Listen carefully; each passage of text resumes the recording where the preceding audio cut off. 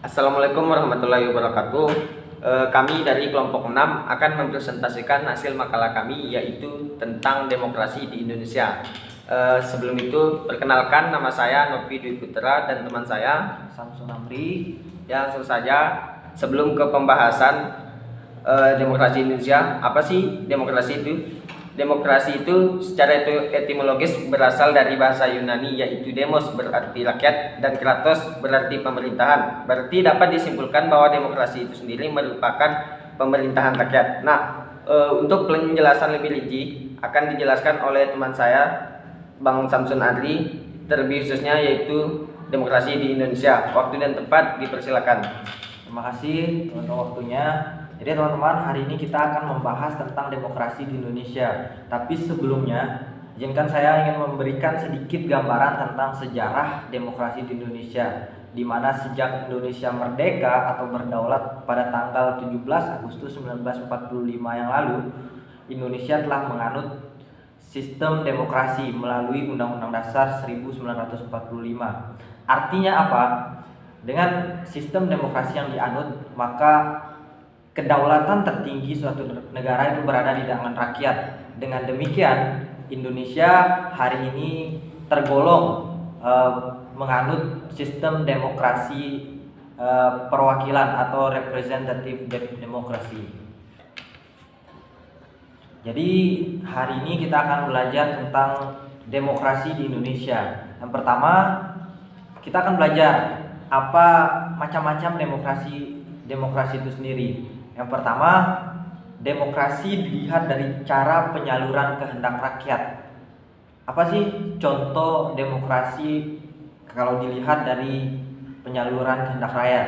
Yang pertama, ada namanya demokrasi langsung. Yang kedua, ada namanya demokrasi perwakilan atau tidak langsung, atau namanya representative demokrasi, yaitu aspirasi rakyat disalurkan melalui wakil-wakilnya yang duduk di lembaga perwakilan rakyat. Yang kedua, yang ketiga, ada namanya demokrasi referendum, di mana demokrasi referendum ini rakyat memilih wakil, tetapi dalam pelaksanaan tugasnya parlemen dikontrol oleh rakyat melalui sistem referendum. Itu mengenai demokrasi dilihat dari kehendak rakyat. Selanjutnya, ada juga demokrasi yang dilihat dari dasar atau paham ideologi yang dianut. Yang pertama, ada namanya demokrasi liberal, di mana demokrasi ini paham demokrasi dengan menitik beratkan pada ideologis liberalis yang cenderung pada kebebasan individu atau perseorangan. Yang pertama, demokrasi dilihat dari paham atau ideologi yang dianut. Yang kedua, ada namanya demokrasi rakyat atau proletariat dalam kurung komunis, di mana demokrasi ini cenderung kepada kepentingan umum dalam hal negara ini. Jadi kepentingan umum, kepentingan negara, sehingga hak-hak politik rakyat dan kepentingan perseorangan kurang diperhatikan. Itu yang kedua. Yang ketiga, ada namanya demokrasi Pancasila, di mana merupakan ciri khusus demokrasi yang tidak hanya mencakup bidang politik saja, melainkan mencakup bidang ekonomi, sosial, dan mewujudkan kesejahteraan rakyat. Itu demokrasi ketika dilihat dari dasar atau paham ideologi yang dianut. Selanjutnya, demokrasi yang dilihat dari perkembangan paham. Yang pertama, ada namanya demokrasi klasik, yaitu paham demokrasi yang menitik beratkan pada pengertian politik kekuasaan atau pemerintahan negara.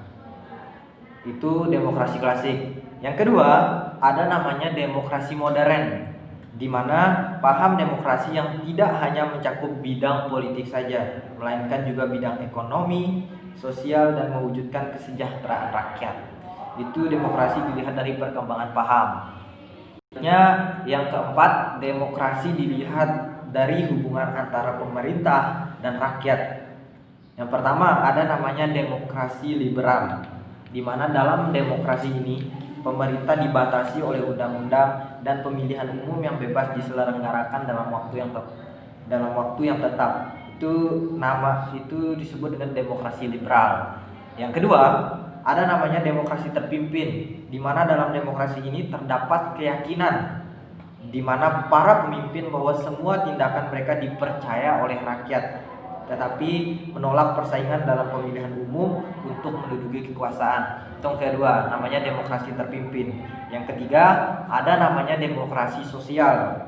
Demokrasi ini menaruh kepedulian kepada keadaan sosial dan egalitarianisme atau paham persamaan bagi persyaratan untuk memperoleh kepercayaan politik.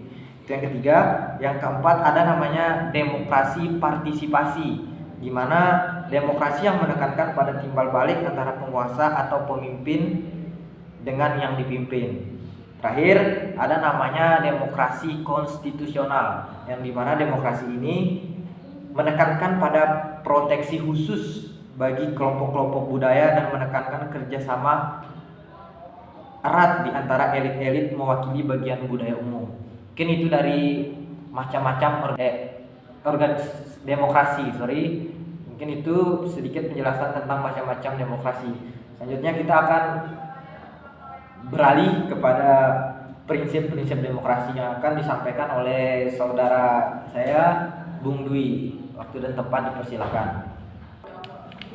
Untuk prinsip-prinsip demokrasi itu sendiri ada beberapa. Yang pertama ada kebebasan, yang kedua ada persamaan, yang ketiga ada solidaritas, yang keempat ada toleransi, yang kelima menghormati kejujuran, yang keenam menghormati penalaran, yang ketujuh keadaban. Nah, untuk prinsip-prinsip demokrasi yang bersifat universal itu yang pertama keterlibatan warga negara dalam pembuatan keputusan politik, dan yang kedua tingkat persamaan atau kesetaraannya tertentu antara warga negara, dan yang ketiga tingkat kebebasan atau kemerdekaan tertentu yang diakui dan dipakai oleh warga negara, dan keempat penghormatan terhadap supremasi hukum.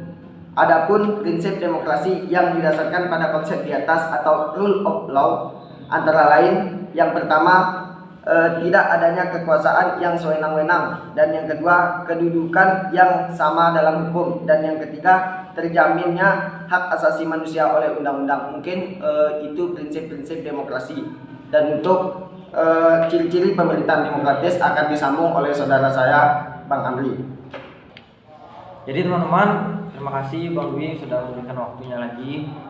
Jadi negara atau pemerintahan dikatakan demokrasi itu harus memiliki beberapa ciri-ciri ini. Yang pertama, negara dikatakan demokrasi ketika yang pertama adanya keterlibatan warga negara atau rakyat dalam pengambilan keputusan politik, baik langsung maupun tidak langsung.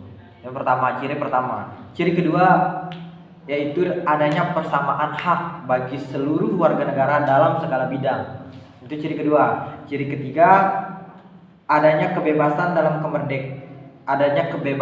dan kemerdekaan bagi seluruh warga negara.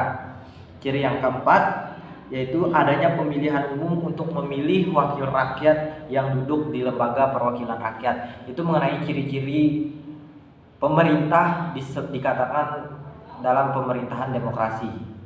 Seperti itu.